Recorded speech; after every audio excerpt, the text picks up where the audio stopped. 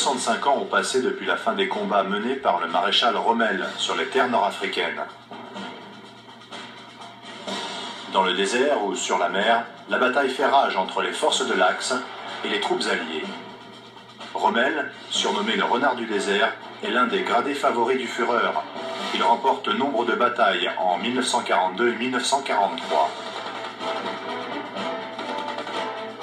Et qui dit chef de guerre, dit forcément butin de guerre. Nous sommes allés à la source de cette histoire en Tunisie, où les troupes allemandes, avant de fuir en bateau en mai 1943, auraient rassemblé d'importantes richesses. C'est à Tunis, la capitale, que nous retrouvons la trace du fameux trésor. La ville portuaire, occupée pendant 6 mois par les Allemands, a connu des pillages en tout genre. Spécialement visée, la communauté juive de Tunis. Mais qu'en est-il exactement? Robert Bismuth, le représentant de la communauté juive, nous ouvre exceptionnellement les portes de la grande synagogue. Quand nous avons été occupés par les Allemands, bien entendu, l'endroit le plus visé a été la synagogue et il a servi.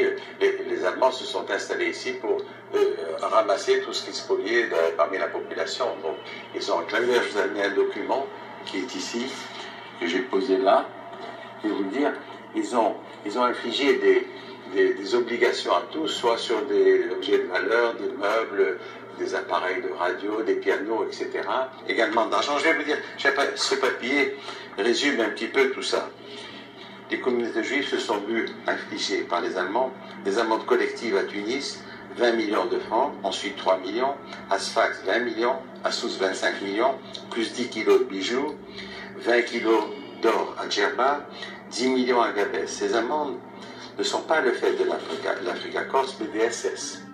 Quelques dizaines de kilos d'or et de bijoux, des tableaux, beaucoup d'argent, cela suffit-il à constituer un véritable trésor?